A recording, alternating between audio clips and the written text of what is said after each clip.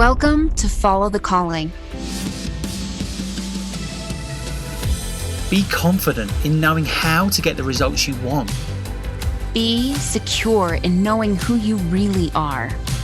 Be inspired by the possibility of the difference you're here to make. Follow your calling and experience true fulfillment. So welcome everybody to this episode of Follow the Calling, and we are just going to jump right into the deep end. There was something that I heard some time ago. I don't remember where, but when I heard it, it really struck me.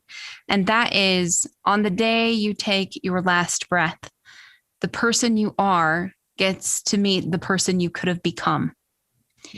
And that one just really punched me in the heart because I feel like I've spent a lot of my life not being the person that I want to be in my life. Yeah. And, this is something that a lot of people talk about, right? About not wanting to have spent this whole life and then die with regrets. And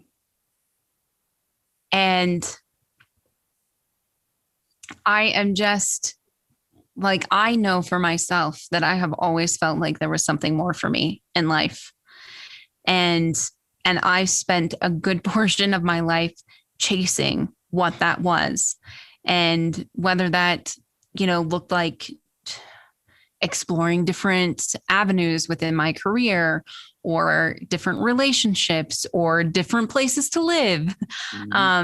All of those things have come into play at one point or another, along with many other things like books and certifications and courses, and all the while just hoping and wishing that something would finally feel meaningful to me, would finally,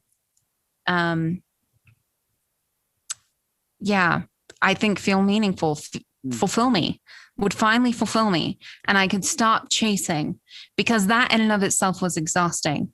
So when you think about who you are and the potential of who you could have become and meeting that person when you take your last breath, it just kind of lights a fire under your butt. Yeah, absolutely. I'm totally with you on that one. It's like, if there's anything I can be so passionate about, it's like that statement you just said just really hits me too, because me too, I've spent so much of my life desperately feeling like there's something more and not knowing what that is. And then another big portion of my life chasing that and still not getting it. Mm-hmm. And yet, feeling really lost a lot, and for a lot of that time feeling really lost and like I'm not at home in my own life. And that also then having the sense that it's like, to quote Fight Club, ending a second at a time. It's like my life is ending a second at a time, and what am I doing about it? It feels like I'm not doing very much about it, because here I am showing up again to the job that I hate. Here I am again, not pursuing the career and the life choices that I know I want.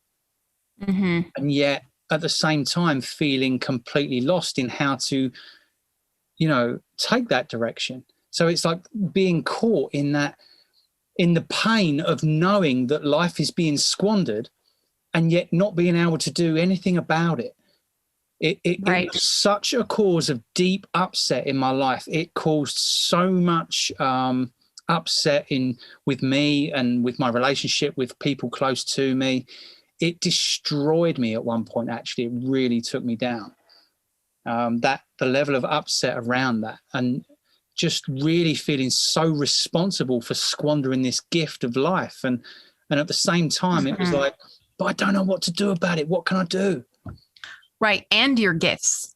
Like, that's where it comes into play for me. A lot of it is, I really felt like in the career I ended up in, as a nurse, my gifts and talents were utilized at a minimum. in that space. And so there was this real discrepancy between who I felt like I really was and what my life looked like. Yeah. And that it was very painful to be in that and to keep searching for a way out and to keep trying to make everything be okay, because this is what I should be doing, because I need to have a real job. And I need to, take responsibility for myself and my life, and I need to make a good living. And this is how I do it. This is how I know how to do it. So I feel like the direction we really want to take in this podcast is to just really speak into the passion that we both have in the space, because these are the questions that we've asked ourselves. And this is the experience that we've had of not feeling like we've lived to our full potential for many, many years, chasing that desire to do something meaningful and to be fulfilled. And because we have both experienced not having that in such a huge way, we are a huge, huge stand for turning this around, for making it the norm, for people to live fulfilled lives, for people to recognize that they have gifts and talents for a reason, or to even recognize that they have gifts and talents. Because how many times do we have conversations with people who just swear up and down that they don't have any? All the time. They don't have anything to offer. No, absolutely. And of course, everybody has unique gifts and talents. Everybody is thoroughly 100% unique. It's like we're unique in our DNA, and therefore we're unique within which the qualities with that manifests. It's like we are unique through and through, both inside and outside. And it's what we were saying earlier. Actually, it was really great that you touched on the whole thing about gifts, because I said I had this real feeling about squandering the gift of life. And for me, there was a large period of my life where I was chasing that fulfillment. I was going after anything that looked like it might fulfill that feeling of more for me, that feeling that there has to be more to life. This looks like it might work. I'll go after that. And, it was like there was a perception that the gift of life in its as such is outside of me. It's out there. It's something I have to go and get. It's something I have to achieve. It's something I have to do. But what you're very, I think, brilliantly bringing it back to is that the gift of life, it lies within us. The gift of life isn't out there. It's not something we have to go and get. The gift of life is within us. It's waiting to be realized and lived from within. But it has to be recognized before it can be lived. It has to be uncovered. It has to be acknowledged. It has to be owned, and then it has to be embodied. And by embodying our gifts, we then receive the gift of life. And that is to receive the gift of life, I feel, is really the definition of fulfillment. And that means to live into our gifts. Because when we live into our gifts, other people win. Everyone around us wins. We win. People around us win. The world wins. That's a win-win-win. That's a triple win.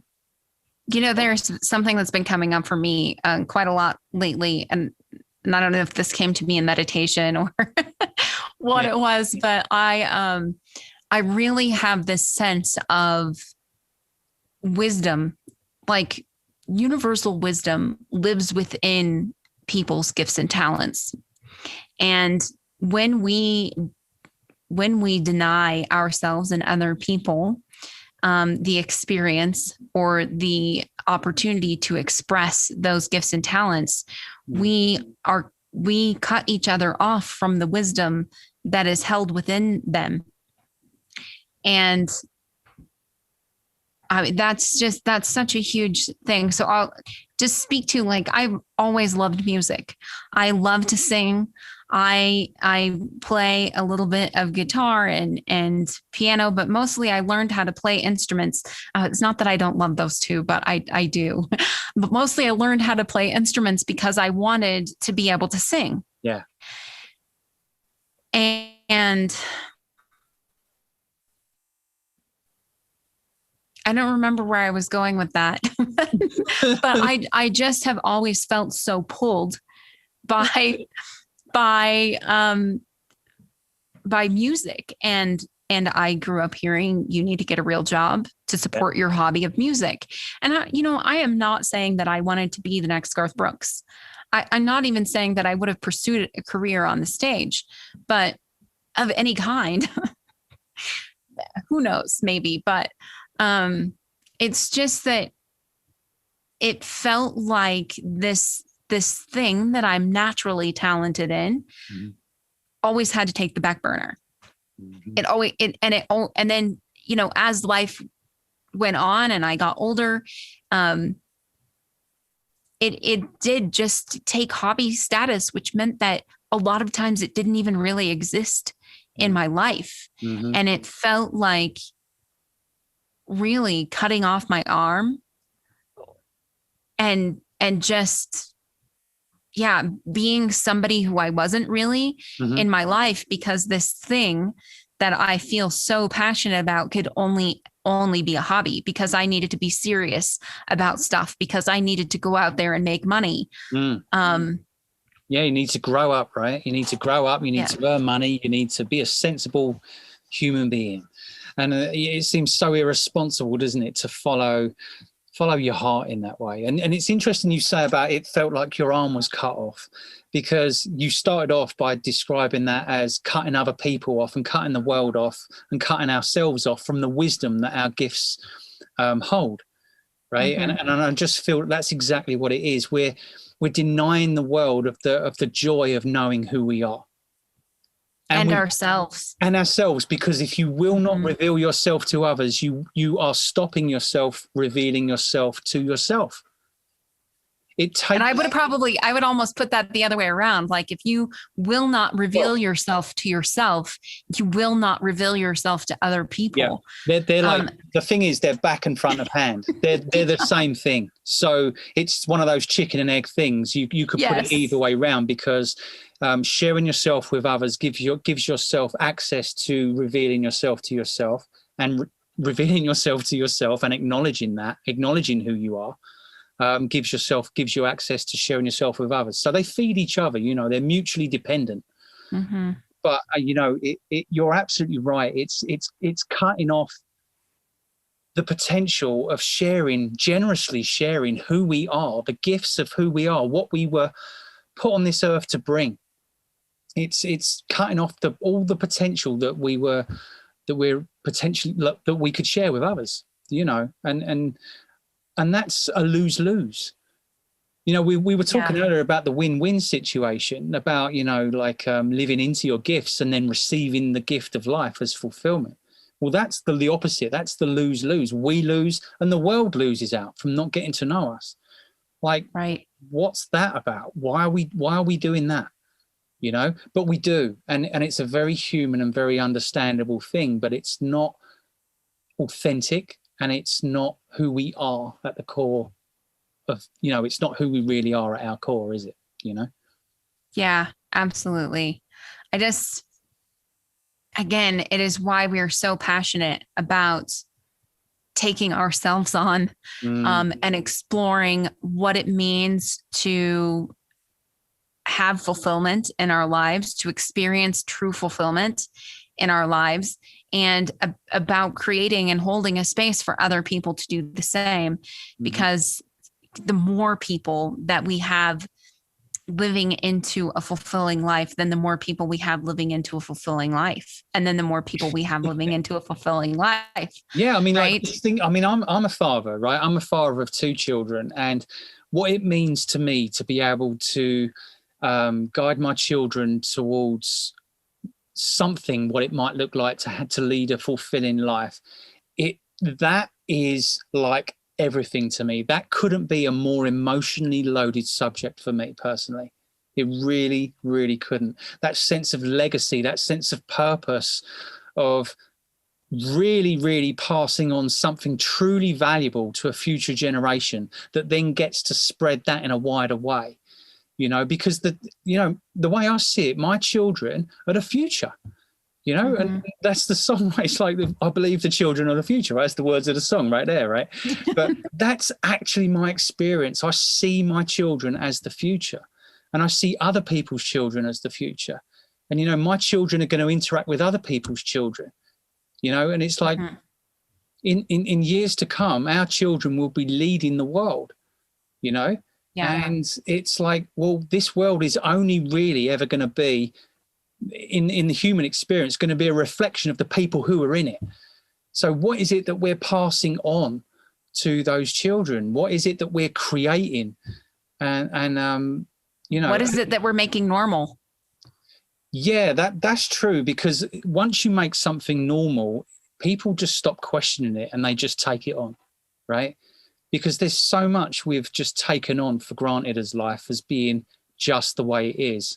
And this is another subject, right, that we can speak into here, I feel, a little bit, because there's so much that we've just adopted as just the way it is about life that is not serving us, us as individuals, not serving us as a society, not serving us as a race of people. And, the world is begging for something to change. And you only need to look at what's going on in the world to understand that the world is begging for something to shift. And it's not, to be honest, I'm going to rephrase that. The world is not begging for something to shift. It's asking us to listen to the fact that something is shifting. Something is shifting, whether we like it or not. And we're either going to be along for that ride, or we're going to be dragged kicking and screaming. Either way, that change is coming, whether we like it or not. And I believe that the world is about to take a very distinct turn, which could be incredibly powerful for people, incredibly empowering for the human race, and our children, and our children, and our children's children. But, we have to lead into that in an awake way. We have to go into that with our eyes open, and we have to understand intentionally what we're creating for the future of our families. Which is why we say that anybody who knows there is more for them in life is a sign, or anybody who knows there is more for them in life is a natural born leader. Yeah, absolutely. And a lot of people don't feel like they are leaders. Well, especially if you're feeling as lost as we did. If you look back in the past, and it's not so long ago that I felt completely lost, and the last thing I considered myself as was someone who had the ability to lead anything. I couldn't lead myself, let alone other people. And that was because I was lost. I didn't know who I was. And I have no shame in saying that, because I know through my experience that sense of feeling lost, that I was making mean I had no direction, was all that really was just me kind of going, no, there has to be a better way. There has to be a better way. And it was only the day that I stood up and said, I'm going to make my way the better way. I'm going to find the better way, and I'm going to make that my way. I was waiting for the world to show me the way, but the world was never going to show me the way. It's not the world's responsibility to give me a path in my life. I had to find my own path, and I had to decide that was my way forward that I felt was missing. It's really about listening. I feel like your path is there, right?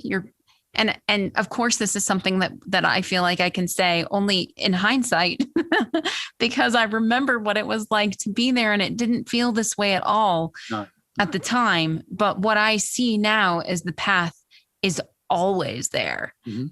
Because you are always who you have always been. It's just about exposing who you really are, allowing yourself to lean into who you really are, and beginning to live who you really are into the world. And listening for the cues and for the signs, and listening to the feedback as you take each step to belonging in your own life. I know this has come up in a few other podcasts, but this is what it feels like to say right now, to arriving at a place where you feel like you belong in your own life. Yeah. It's a huge deal, a space where you feel like who you really are on the inside is finally being expressed into the world, and your external life is becoming a reflection of that. Yeah. So who you are and what you do, the separation is disappearing. It's like for instance, in entering this space, in creating the Polaris game, in creating the community that we've created, in supporting people, in living through the changes and transformations that we have been doing over the past year or so. In creating that space, it's no longer what we do, is it? No. It's no longer what we do, it's who we are. It is who we are. It's just an expression of who we are, and our entire life experience has been leading up to this. And it's as though this really justifies all of the pain and gives all of the suffering, all of the meaning it requires to make it completely justified and worthwhile. You know? And it's like there is it's like when everything that you've gone through means so much, there's nothing stopping you, you know, because the past is no longer holding you back. The past is something that just becomes part of your present and is just propelling you forward. Yeah, it's momentum. Yeah, right. It's no longer this dead weight that you're carrying like a ball and chain behind you, you know. It's like, that's how it feels though, right? It is. That's how it feels. It's like when the past just seems like this random chain of events that just happened to you and you can't make sense of it, and it all seems so unfair and life's just a bitch, you know, and maybe that even seems ungrateful to some people to even say that. But really check in, right? How happy are you with your life that you aren't really saying that on the inside? You know, because I know that I wasn't willing to even allow myself to admit I was upset about how my life was. I was painting it over, pretending everything was okay, because I thought that thinking about it positively would make a difference. It doesn't make a damn sight bit of difference. It might make you feel better in the short term, but in the long term, you're still where you were. You're still where you are. It doesn't give you access for changing anything because you're not looking at the core issue. You're just looking at the surface. You're dealing with treating the symptoms rather than the cause. You know, it's like there's this root cause going on, and here we are trying to make ourselves feel better on the surface, but deep down at the core, we've still got this rotten core that is causing all of the upset up on the surface that we just keep trying to wipe away, but it keeps coming back. Situations keep coming back. We keep getting dissatisfied. We keep starting again. We keep going for another course. We keep looking for another book. We keep looking for another certification. And it's like, what's the cause of this constant need for more? What is this core? What's the core here? Who are we really? What is it that's driving that? And how can we harness that to our advantage rather than driving us around, spending loads of time and money and energy, going around in circles, getting nowhere and just getting busy and tired? You know, how can we have that harness that for our advantage so that it serves us and others? That's really the thing that we're looking to, the message we're looking to bring to people, right? Yeah. And I think, you know, over the last few years and months, for sure, you and I have gotten more and more clear about who we are. And we have played with what it looks like for us to have a solid foundation in that. And that, again, it is what we are stand for absolutely everybody, to know who you are with such confidence Mm-hmm. that there isn't anything that stops you. I'm not saying that we don't still have hangups, right? God, We no. do. We absolutely still have hangups. Big time, big time.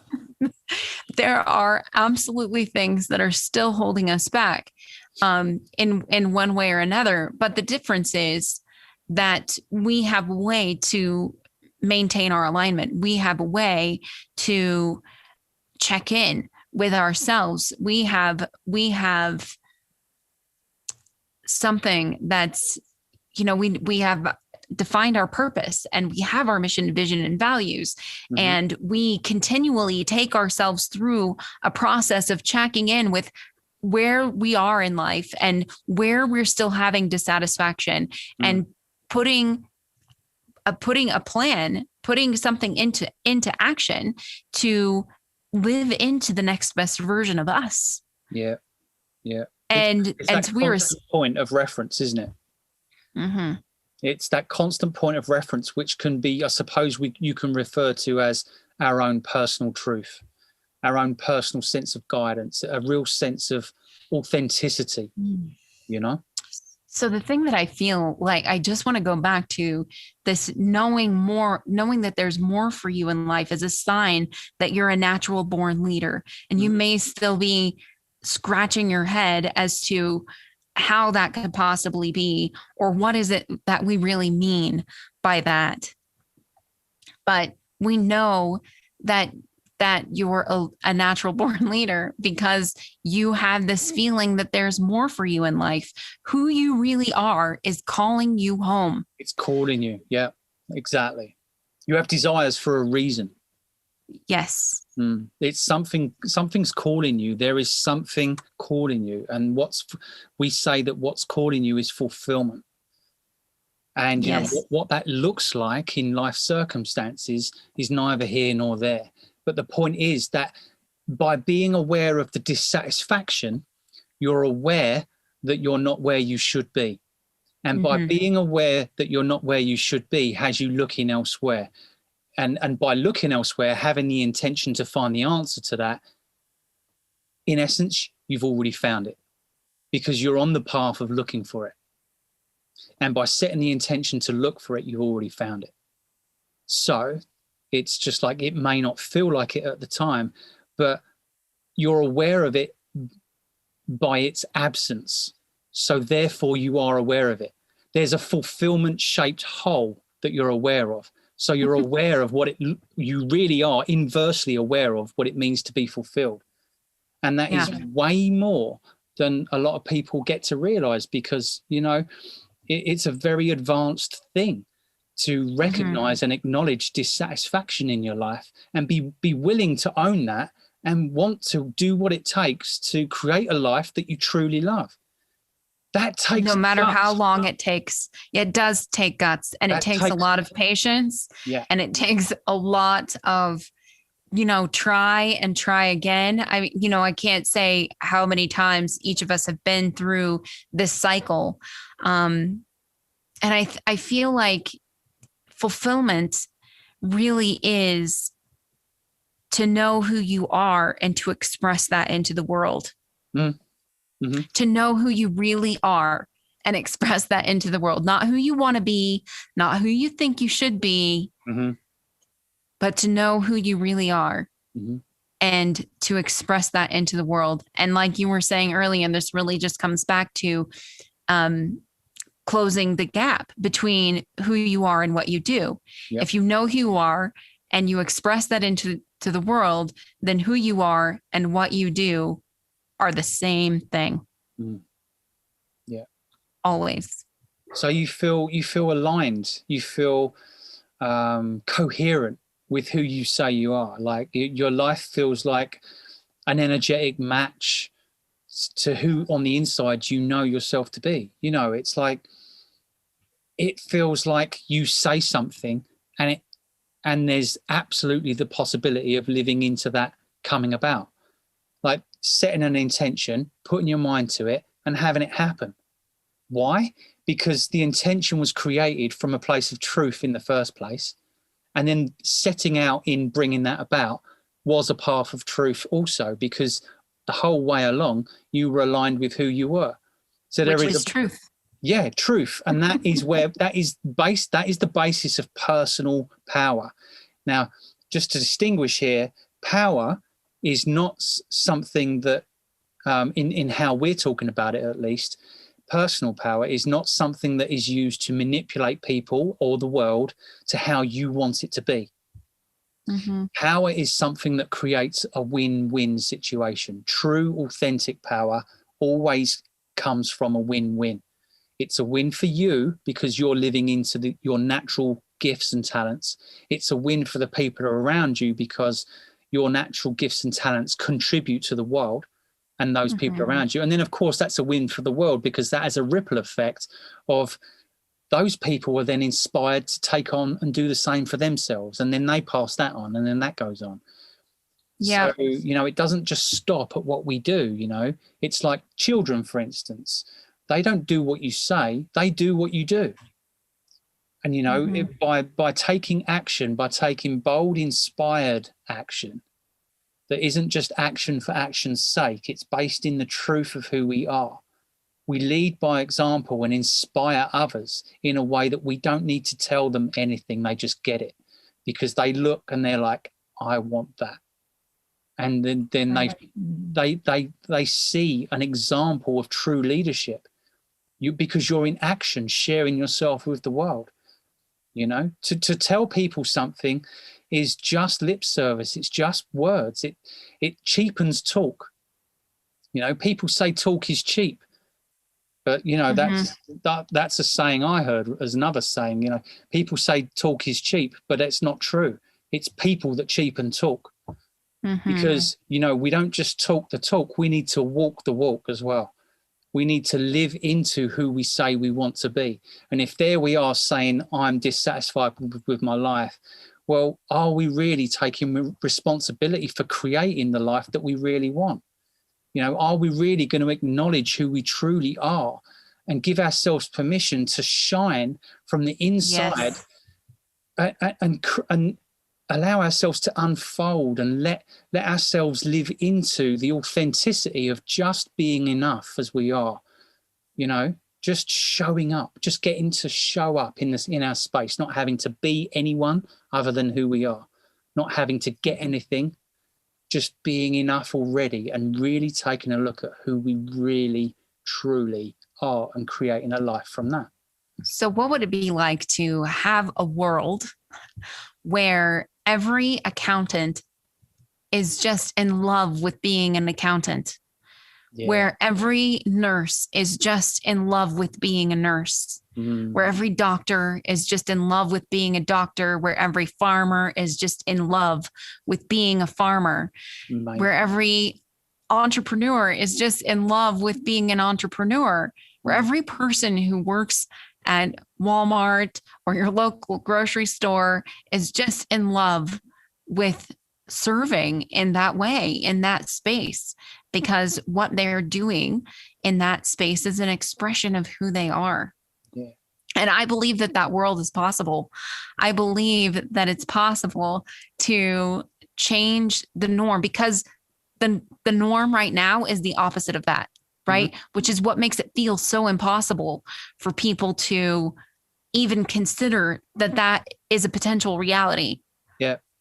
Yeah. There's a lot of cynicism is the norm. There's a lot of cynicism and resignation going about. And that's, don't get me wrong, that's understandable because life just seems like this inevitable train that's headed down these set of train tracks that you just can't get off. There's only one direction it's going and you can't seem to change it. That's how it seems a lot of the time, and it's understandable. But that's not the way it is. And if you feel that's not the way it is, pay attention to those feelings, because you have those feelings for a reason. You have those feelings because you know in deep down inside of you, well, not even deep down, actually, just under the surface, you know that the life you're living really is a lie. And I'm going to say it straight. You know, I hesitated before I said that because I don't want to be harsh and disrespectful.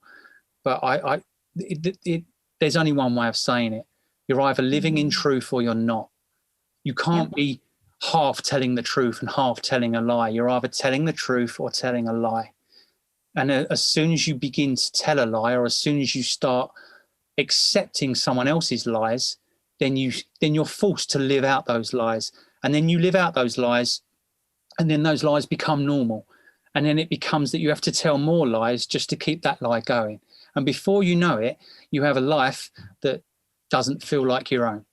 It's a pretty tough pill to swallow right there. But I see that in my own life. You know, it's, you know, one variation off of who I really am leads to another variation off of who I really am. Yeah. And before very long at all, my whole trajectory in my life has changed. And it's complete lie.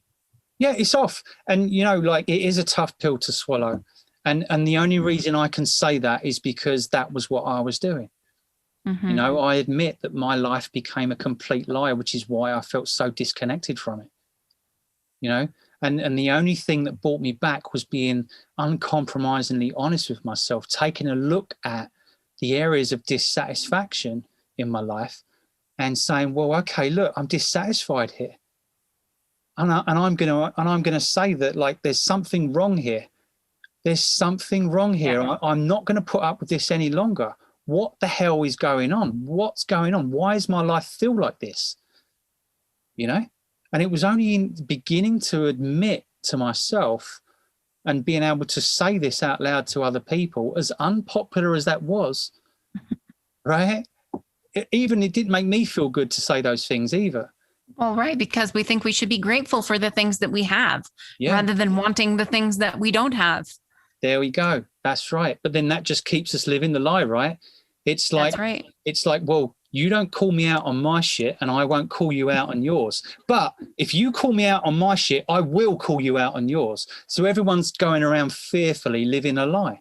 It's like living under mafia rule.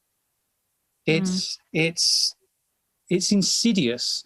And unfortunately, by playing along, we have to accept responsibility for being complicit in that lie.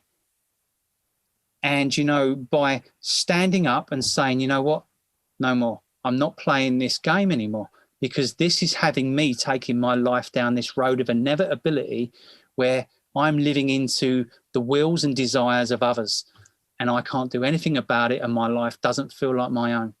And that is not the way that I feel myself to be on the inside. I know I have powerful gifts to give. I know that I want to make a true impact and a worthwhile contribution to the world. I know I want to change the planet for the better so that my children can inherit that world. You know, and it's like, I'm not going to allow myself to end up on my deathbed wishing I'd only stood up and lived my life and said, no, enough is enough. In alignment with who I really am. I'm going to be who I am. Enough of this facade. Enough. You know? And it, you know, again, you know, it sounds harsh and it sounds tough, but I'm truly only speaking from my own experience of owning what was true for me. I'm only speaking about my experience, you know, my own experience about that was a lie I was living. And I just believe other people will hear themselves in that too. I truly do. Well, I mean, that was my experience as well. And so I think to just bring this back in, because we could talk about this like everything else all day. As always, right. If you know there is more for you in life, it is a sign that you are a born leader, and we are a stand for you, and we are asking you to stand up. Be counted. Help us to create a world where people are living a life of fulfillment as an expression of who they really are, rather than the majority of what we see now, which is burnout, anxiety, depression. Keeping all the plates spinning, keeping all the balls in the air, trying to fight fires and stop terrible things happening, trying to keep away all the things we do want, and trying to desperately go after the things we do want that we haven't got yet. It's like fear and desire constantly being driven around like leaves in the breeze. And it's like our life is not our own if we're living that way. You know, what about real life? What about giving our children something to live into that feels truly meaningful and truly theirs, that they get to inherit and powerfully take forward and create something far, far more engaging and fulfilling as the norm. This is the thing. As the norm. Yes. As the norm. So we'll leave you with this. Again, on the day you take your last breath, the person you are gets to meet the person you could have become. Who will you be meeting? And if you know that there is more for you in life, it is a sign that you are a born leader, and this is your call to take a stand. And we'll stand with you. Absolutely. Till next time, guys. Yes. Bye-bye. Nice one. Thank you for showing up for yourself and exploring this space with us. We are a stand for you to follow your calling, whatever that might be. Be sure to subscribe, and if you're interested in playing with the concepts that we share in this space, we'd encourage you to go to thepolarisgame.com/play and grab our free training. And you can also find that link in the show notes.